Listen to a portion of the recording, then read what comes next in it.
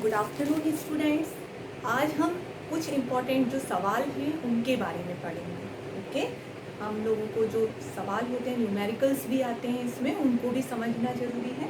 तो नोट्स तो आपको अवेलेबल हो जाएंगे, तो मैं आपको क्वेश्चन नहीं लिखूंगी, जो चीज़ें दी हुई है वो चीज़ें लिख के हम उसको सॉल्व करना सीखेंगे। ओके, चलिए देखें आप। सबसे पहला क्वेश्चन आपको दिया हुआ है, यहाँ पर आपको जलीय विलयन का हिमांक दे रखा है। हिमांक बिंदु कितना है? 0.385। के एफ की वैल्यू दे रखी है, के बी की, और डेल टी भी आपको ज्ञात करना है। यानी आपको इसमें ज्ञात करना है क्वथनांक में उन्नयन। ये आपको प्रश्न में दिया हुआ है, मैंने एक्स्ट्रा कुछ इंक्लूड नहीं किया इसमें। आपको ये चीज़ें दी होंगी तो आपको प्रश्न में से ये चीज़ दिया है करके आपको ऐसे नोट करना है। ओके, अब हम लोग सबसे पहले हिमांक में अवनमन निकालेंगे। अब हम सॉल्व कर रहे हैं हिमांक में अवनमन, जिसे हम डेल टी एफ से प्रदर्शित करेंगे। ये निकालने के लिए स्टार्टिंग में जो हिमांक बिंदु होता है ये माइनस में दिया होगा। प्रश्न में जो आएगा आपको ये वैल्यू कार में दी हुई है माइनस में। ओके, तो आपको ये पता होना चाहिए ये वैल्यू आपकी माइनस में है, ये आपका प्लस में है, ये भी प्लस में है।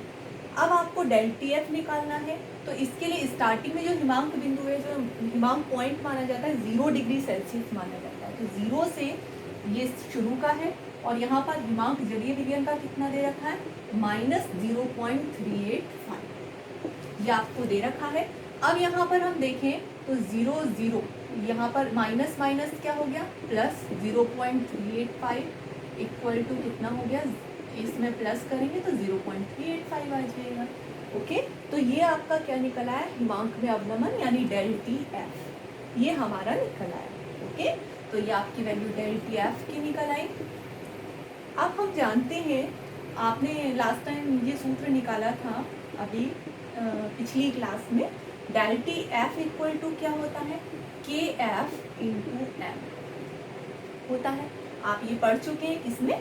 हिमांक का अवनमन जब हमने पढ़ा था तो इस सूत्र का हमने यूज किया। अब इसमें हम m इक्वल टू निकालेंगे, तो m इक्वल टू निकालेंगे तो के एफ कहाँ चला जाएगा? अपॉन में नीचे, तो डेल टी एफ अपॉन के एफ, ये फॉर्मूला है। अब हम देखें डेल टी एफ की वैल्यू कितनी है? 0.385 अपॉन के एफ की वैल्यू कितनी है? 3.85। जब आप इसे सॉल्व करेंगे तो आपका 0.1 आ जाएगा, m इक्वल टू 0.1। अभी आपका कंप्लीट नहीं हुआ है, अभी सिर्फ मोलरता निकली है। ओके, अब इसकी सहायता से हमें डेल टी बी निकालना है। तो डेल टी बी का फॉर्मूला क्या होता है? Del T B equal to होता है के बी इंटू एम। ये हम क्वथनांक के उन्नयन में पढ़ चुके हैं। अब के बी, ठीक है, आपको यहाँ पर दे रखा है, आप देख रहे हैं 0.712 इंटू एम कितना दे रखा है? 0.1। बस अब आपको इसे मल्टीप्लाई करना है। जब आप मल्टीप्लाई करेंगे तो आपका आंसर आ जाएगा 0.0712 डिग्री सेल्सियस। ओके, तो आपको इस तरह से इसे सॉल्व करना है। ठीक है, आपको ये न्यूमेरिकल अच्छे से समझ में आ गया होगा, कोई प्रॉब्लम नहीं होगी। यहाँ तक तो आपका दिया ही हुआ था प्रश्न में। बस हमें क्या करना है, हिमांक बिंदु हम 0 डिग्री सेल्सियस मानते हैं, इसलिए 0 इसमें से घटाना है, ये -0.385, माइनस माइनस क्या हो जाएगा? प्लस, तो प्लस हो गया, इसमें से प्लस करेंगे तो ये आएगा। ये फॉर्मूला आप पढ़ चुके हैं और ये फार्मूला भी आप पढ़ चुके हैं। ओके, ये फॉर्मूले में हम क्या करेंगे? एम इक्वल टू निकालेंगे तो के एफ कहाँ चला जाएगा? अपॉन में नीचे, तो ये आपका आ जाएगा। फिर ये जो m है, इस m की वैल्यू को हमें यहाँ लिख देना है, और के बी की वैल्यू आपको प्रश्न में दी हुई है। जब आप इसका मल्टीप्लाई करेंगे तो आपका ये आंसर आ जाएगा। चलिए, ये क्वेश्चन आपका हो गया है। अब हम सेकेंड क्वेश्चन देखते हैं, मिटा देते हैं इसे, आ गया होगा ये समझ में। ठीक है, ये अपने पहला न्यूमेरिकल सॉल्व हो चुका है। इसके अलावा जो मोलरता है, नॉर्मलता है, मोलरता है, इस टाइप के भी न्यूमेरिकल्स इस चैप्टर्स में से पूछे जाते हैं। तो हमें वो जो न्यूमेरिकल्स हैं आपको कहाँ पर मिलेंगे? पिछली 11th क्लास में आप उन चीज़ों को पढ़ चुके हैं। ठीक है, उनके अलावा मैं जो दूसरे क्वेश्चंस हैं वो बता रही हूँ, बाकी PDF फाइल में वो क्वेश्चंस भी आपको मिल जाएंगे। दिया है अगला क्वेश्चन मैं पढ़ के बताती हूँ। ग्लूकोज के 5% विलयन है, ग्लूकोज के 5% विलयन है। ठीक है, 5 यानी 5% यानी 100 में से निकालेंगे तो 5 ग्राम। ठीक है। 5 ग्राम ग्लूकोज कितने में घुला हुआ है? 100 ml जल में घुला हुआ है, ठीक है, 100 ml में घुला, ये होगा। क्यों? क्योंकि 5% लिखा हुआ, प्रतिशत हम हमेशा 100 में से निकालते हैं, इसलिए 5 ग्राम जो ग्लूकोज है वो कितने में घुला हुआ है? 100 में। और ग्लूकोज का जो भार होता है वो होता है 180, इसीलिए 180 ग्राम ग्लूकोज, 180 ग्राम ग्लूकोज होगा। कितना? ये इसका द्रव्यमान है, आप निकालेंगे C6H12O6, इसका जब निकालेंगे पूरा मॉलिक्यूलर वेट तो आपका 180 निकल आएगा।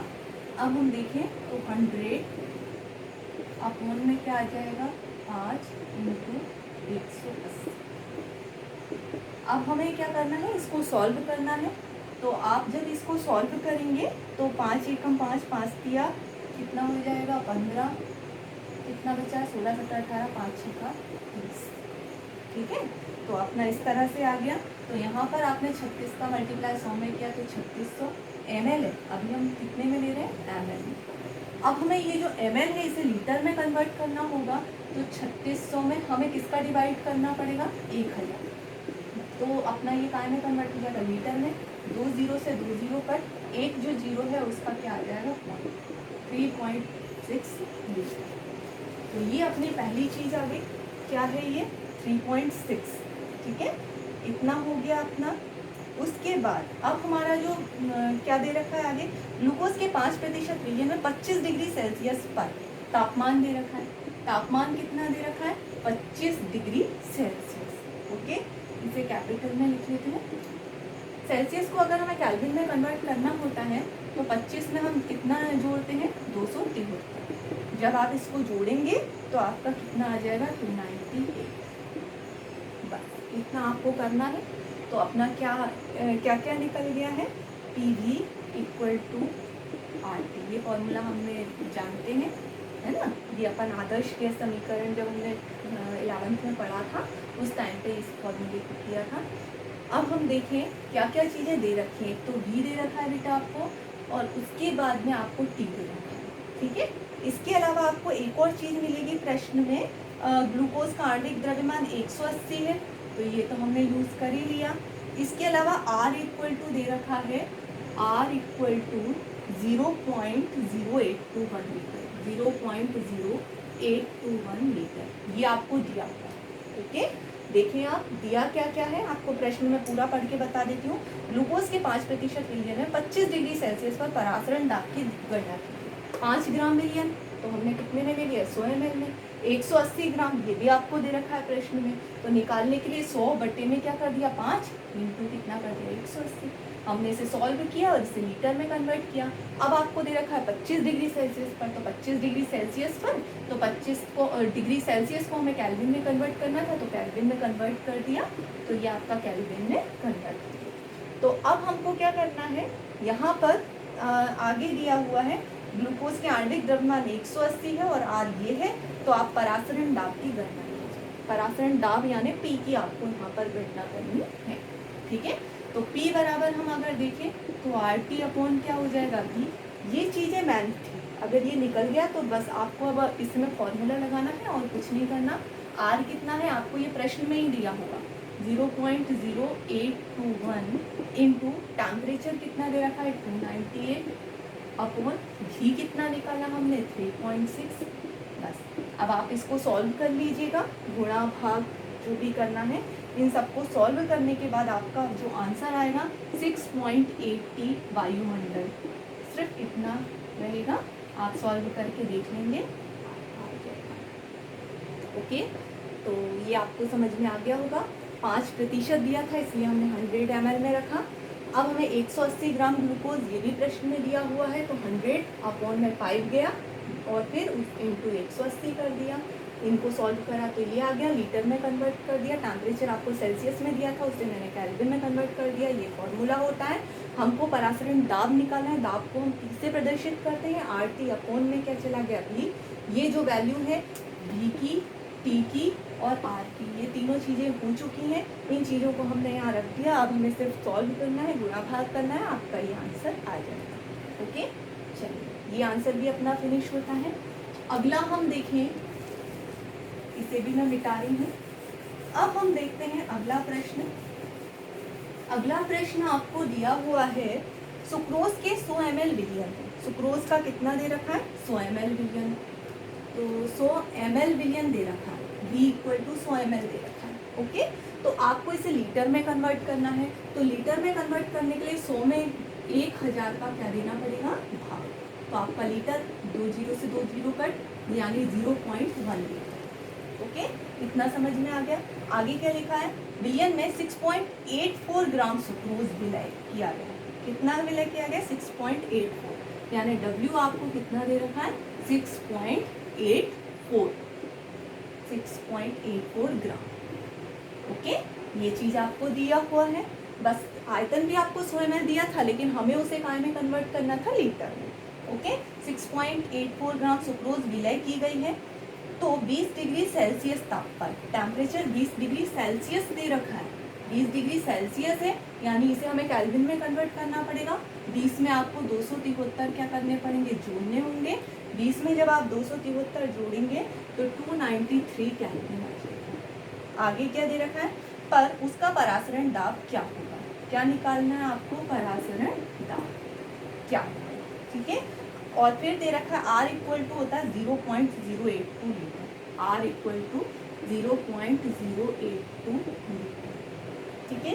ये सारी चीज़ें दे रखी है। सुक्रोज का आणविक द्रव्यमान 342 है। आणविक द्रव्यमान सुक्रोज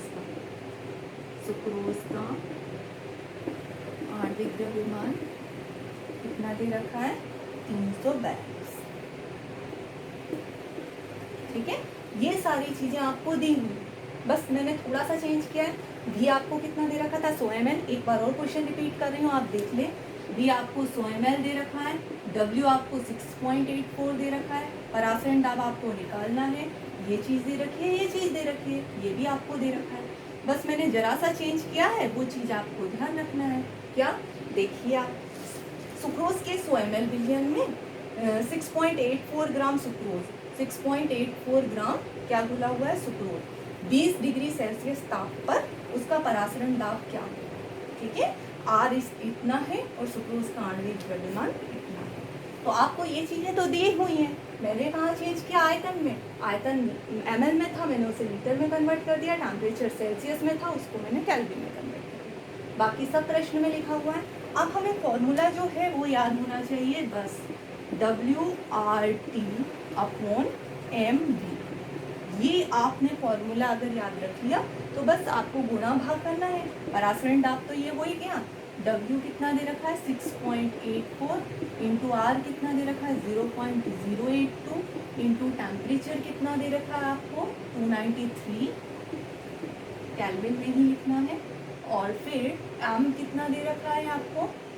342 इंटू आयतन कितना है? 0.1। जब आप इसको सॉल्व करेंगे तो गुणा भाग आप करके देख लीजिएगा।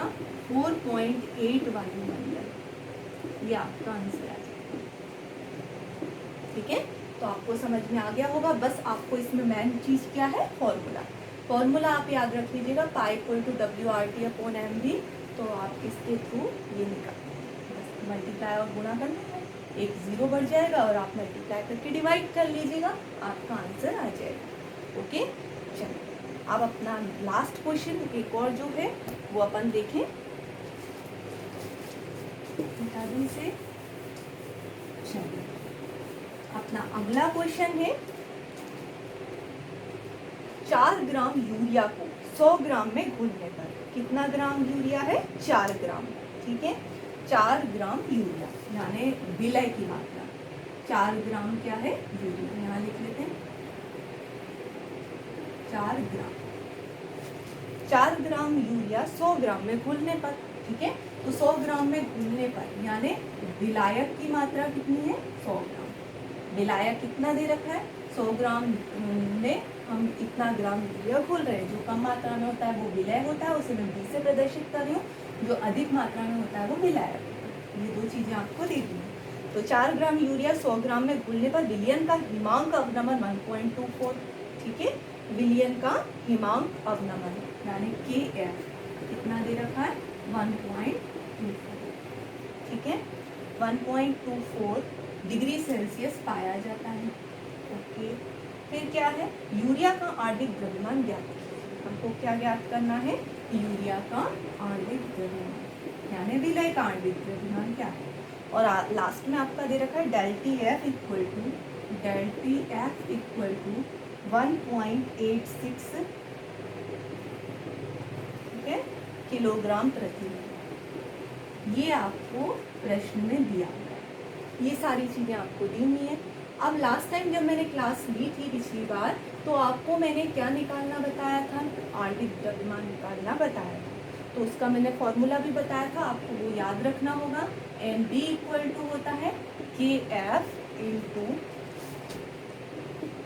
WB into 1000 upon del TF into W।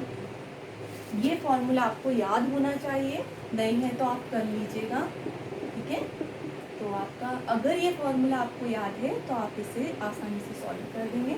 या आप लास्ट वाली क्लास जो थी उसमें देखिएगा, ये निकाला था हमने, ठीक है। तो अब हम इसमें इस मान को रख देंगे, बस और कुछ नहीं करना हमें, बस इसे सॉल्व करना है। MB इक्वल टू KF कितना दे रखा है 1.24 इंटू B कितना दे रखा है 4 इंटू 1000 अपॉन डेल TF कितना दे रखा है 1.86 इंटू WA कितना दे रखा है 100, ठीक है। बस आप इसे सॉल्व कीजिएगा तो आपका कितना आ जाएगा 26.67, ओके। तो इसको आप सॉल्व करके देखें, कोई प्रॉब्लम हो तो बताइएगा, ठीक है। बस मल्टीप्लाई करना है और इनका डिवाइड करना है। पॉइंट है तो पॉइंट में जितने पॉइंट ऊपर हैं उनके जीरो नीचे आ जाएंगे, इनके पॉइंट हट के ऊपर जीरो आ जाएंगे। बस फिर गुणा और भाग करना है, जीरो से जीरो कट कर दीजिए, ओके। तो अपना ये आंसर भी सॉल्व होता है। ये अपने इम्पोर्टेंट न्यूमेरिकल्स थे, इसके अलावा नॉर्मलता फार्मलता वाले पहले करा चुके हैं, लेकिन कभी लगा तो मैं आपको नेक्स्ट क्लास में आपको ये चीज़ समझा दूँगी, ओके। चलिए, थैंक्स।